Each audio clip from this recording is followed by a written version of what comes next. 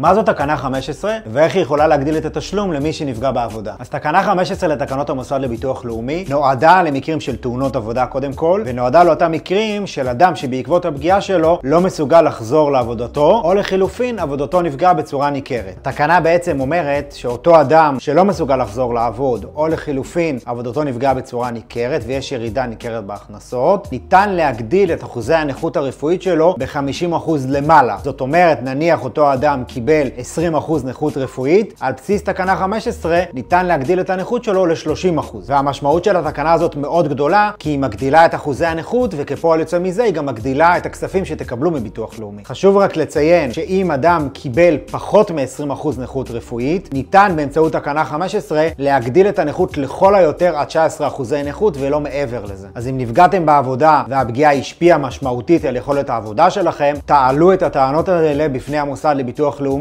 זה יכול להיות מאוד משמעותי בסופו של דבר.